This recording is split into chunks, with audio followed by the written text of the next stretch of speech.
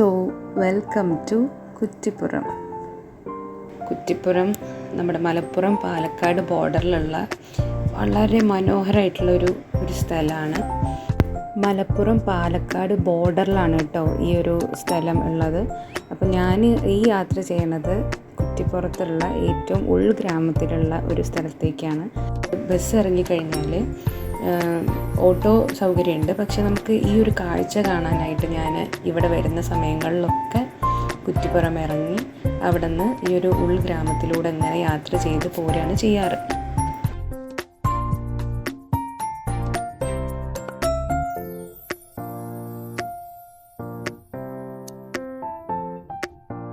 ഈ നെൽപ്പാടങ്ങളാണ് കേട്ടോ ഇവിടുത്തെ ഏറ്റവും വലിയ ഹൈലൈറ്റ് എന്ന് പറയണത്.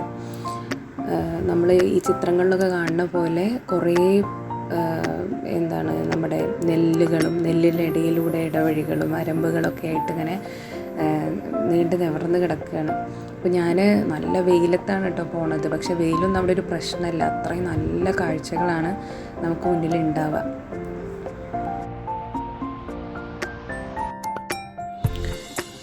ഈ കാണുന്ന പാലൊക്കെ ഇവിടുത്തെ ഒരു ഹൈലൈറ്റ് ആണ് കേട്ടോ. കാരണം മഴ പെയ്യുന്ന സമയത്ത് നിറയെ വെള്ളമായിരിക്കും, ഇതിൻ്റെ താഴെയൊക്കെ ഭയങ്കരമായിട്ട് വെള്ളമായിരിക്കും. മഴക്കാലത്തൊരു പ്രത്യേക ഭംഗിയാണ്. ഇപ്പോൾ നമ്മൾ ഈ കാണുന്ന പോലെയല്ല, മഴക്കാലത്ത് വന്നു കഴിഞ്ഞാൽ ഒരു പ്രത്യേക അറ്റ്മോസ്ഫിയറാണ്. ഓരോ സീസണാണ്. ഇപ്പോൾ എന്ന് പറഞ്ഞാൽ വേനലായത് കാരണം നമുക്ക് നെല്ലൊക്കെ കൊയ്തിരിക്കുന്ന സമയമാണ്. അതുകൊണ്ട് നെൽക്കതിരുകളൊന്നും നമുക്ക് കാണാൻ പറ്റില്ല. പക്ഷേ വേറൊരു ടൈമിൽ വന്നു കഴിഞ്ഞാൽ കതിരുകൾ കാണാം. ഈ പാടത്തിൻ്റെ നടുവിലൂടെ നമുക്ക് വേണമെങ്കിൽ ആ കതിരുകളൊക്കെ ഫോട്ടോ ഒക്കെ എടുത്തിട്ട് പോവാം. പിന്നെ മഴക്കാലത്താകുമ്പോൾ ഇവിടെ മൊത്തം വെള്ളമായിരിക്കും. അതൊരു പ്രത്യേക ഭംഗിയാണ്. ഈ പാലമൊക്കെ കവർ ചെയ്യുന്ന സമയത്ത് ഒരു കനാല് പോലെ വിട്ടിട്ടുണ്ട്. ഞാൻ ഈ നടക്കുന്നതിൻ്റെ സൈഡിൽ കൂടെ ഒരു കാണുന്നത് ആ പടുത്ത് വരുത്തിയിട്ടുള്ളത് കനാലാണ്. അപ്പോൾ അത് കൂടെ അങ്ങനെ വെള്ളം ഒഴുകുന്നത് കാണാൻ ഭംഗിയാണ്. അങ്ങനെ ഞാൻ ഇങ്ങനെ പല സീസണിലും ഇവിടെ വന്നിട്ടുണ്ട്. അതുകൊണ്ട് തന്നെ ഓരോ സീസണിലുള്ള ആ ഒരു വെറൈറ്റി നമുക്ക് കാണാൻ പറ്റിയിട്ടുണ്ട്.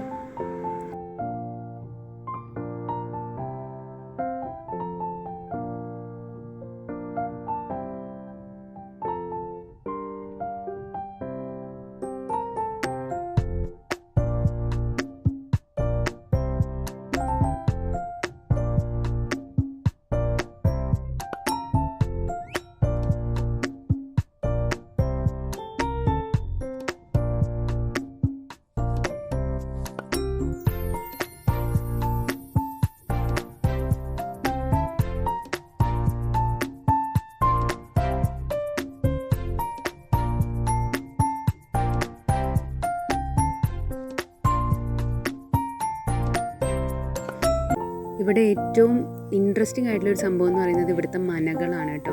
ഇതാണ് കൊടിയേരി മന. ഏകദേശം 350 വർഷത്തോളം പഴക്കമുള്ള ഒരു മനയാണ്. ടൂറിസ്റ്റുകളൊക്കെ ഇടയ്ക്ക് വിസിറ്റ് ചെയ്യുന്ന ഒരു പ്ലേസാണ്. അവർക്ക് വേണ്ടിയിട്ടുള്ള ലേഷർ ടൈം, ഹോംലി ഫുഡൊക്കെ പ്രൊവൈഡ് ചെയ്യും. അപ്പോൾ ഈ ഒരു സ്ഥലത്ത് വന്നാൽ ഈ മന കാണാതെ പോകാൻ പറ്റില്ല. അത്രയും ഭംഗിയാണ്. ആ പഴയ ആർക്കിടെക്ചറും അങ്ങനത്തെ കാര്യങ്ങളൊക്കെ ഇപ്പോഴും മെയിൻറ്റെയിൻ ചെയ്ത് വെച്ചിരിക്കുകയാണ്.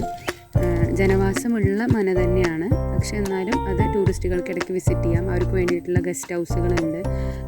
അവർക്ക് ലേഷർ ടൈം സ്പെൻഡ് ചെയ്യാനുള്ള കുറേ സംഭവങ്ങളുണ്ട്. അങ്ങനെ നല്ല ഭംഗിയായിട്ടുള്ളൊരു മനയാണിത്.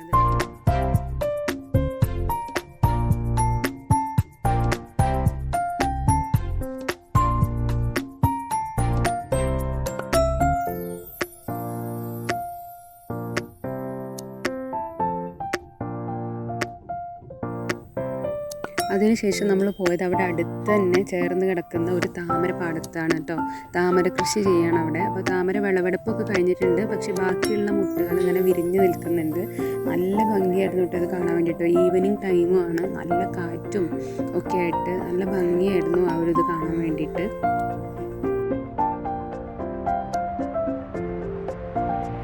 അതിനോട് ചേർന്ന് തന്നെയുള്ളതാണ് ഒരു ഏർമാടം അവർ പണിതിട്ടുണ്ട്. അതായത് ഞാൻ പറഞ്ഞല്ലോ, ടൂറിസ്റ്റുകൾ വരുന്ന സ്ഥലമാണ്. അപ്പോൾ അവർക്ക് അവിടെ ടൈം സ്പെൻഡ് ചെയ്യാം, നൈറ്റ് ടൈമും എല്ലാം അവിടെ സ്പെൻഡ് ചെയ്യാം. അതും ഈ താമര പാടത്തോട് ചേർന്നായതുകൊണ്ട് തന്നെ നല്ല ഭംഗിയായിരുന്നു അത് കാണാൻ വേണ്ടിയിട്ട്. അവിടെ കുറേ സമയം സ്പെൻഡ് ചെയ്തു. ഇത് അതിനോട് ചേർന്നിട്ട് തന്നെയുള്ളൊരു ജാതിത്തോട്ടമാണ്. അങ്ങനെ പലതരം കൃഷികളും നമുക്ക് അവിടെ കാണാൻ പറ്റും. ഈ തോട്ടത്തിൽ തന്നെ ഒരു കുളം ഉണ്ട് കേട്ടോ. നല്ല ആഴമുള്ളൊരു കുളമാണ്. പക്ഷെ അത് ഉപയോഗിക്കാത്തതുകൊണ്ട് തന്നെ നമുക്കവിടെ കണ്ടു കഴിഞ്ഞ് പേടിയാവും. അത്രയും ആഴത്തിലുള്ള അങ്ങനെ ഒറ്റപ്പെട്ട് കിടക്കുന്ന ഒരു കുളമായിട്ടാണ് ഇപ്പോൾ കിടക്കുന്നത്.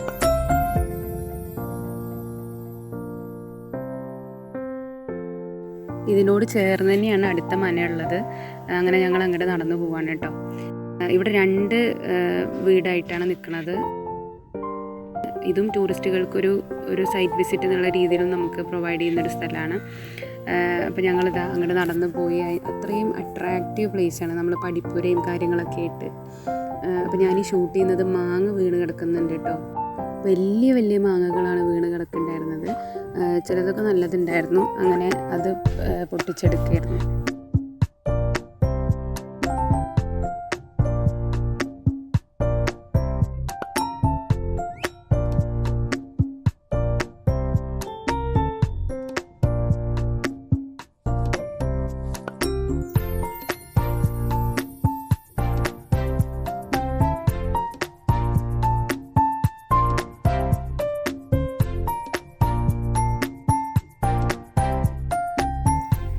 ഞാൻ ഈ വീട് ഇങ്ങനെ ഫുൾ ആംഗിളിൽ ഷൂട്ട് ചെയ്യായിരുന്നു കേട്ടോ. വലിയ വലിയ ജനലുകളൊക്കെ ഉണ്ട്. അതിലൂടെയൊക്കെ നോക്കിക്കഴിഞ്ഞാൽ നല്ല വ്യൂ ആണ്. ഇവിടെ ഈ വീടിനോട് ചേർന്ന് തന്നെ ഒരു റെസ്റ്റ് ഹൗസാണ്. ഈ റെസ്റ്റ് ഹൗസിനകത്തും നമുക്ക് കുറേ നല്ല ഭംഗിയിലുള്ള സ്ട്രക്ചറുകളൊക്കെ കാണാൻ പറ്റും. ടൂറിസ്റ്റുകളുടെ ഏറ്റവും നല്ലൊരു അട്രാക്റ്റീവ് പ്ലേസ് തന്നെയാണ്. ഒരു ഹോംലി അറ്റ്മോസ്ഫിയർ എന്നുള്ളതാണ്. ഇതൊക്കെ കണ്ടു കഴിഞ്ഞ് ഞങ്ങളിങ്ങനെ മടങ്ങി വരികയാണ്. മനയോട് ചേർന്നിട്ട് തന്നെ ഒരു കാവൊക്കെ ഉണ്ട്. അതൊക്കെ നല്ല രീതിയിൽ പൂജാ കാര്യങ്ങളൊക്കെ ചെയ്ത് മെയിൻറ്റെയിൻ ചെയ്ത് കൊണ്ടുപോകുന്നുണ്ട്. അപ്പോൾ ഇവിടെ വന്നു കഴിഞ്ഞാൽ ഒട്ടും മിസ് ചെയ്യാൻ പറ്റാത്തൊരു സ്പോട്ടാണ് ഈ ഒരു മന നിൽക്കുന്ന ഏരിയ എന്ന് പറയുന്നത്. അതൊക്കെ കണ്ട് ഞങ്ങളിങ്ങനെ നടന്നു വരികയാണ്. ഇവിടെ ഈ വഴിയിൽ മൊത്തം പൂവുകൾ വീണ് കിടക്കുന്നുണ്ട് കേട്ടോ. അതൊക്കെ ഷൂട്ട് ചെയ്തിട്ട് ഇങ്ങനെ വരികയായിരുന്നു.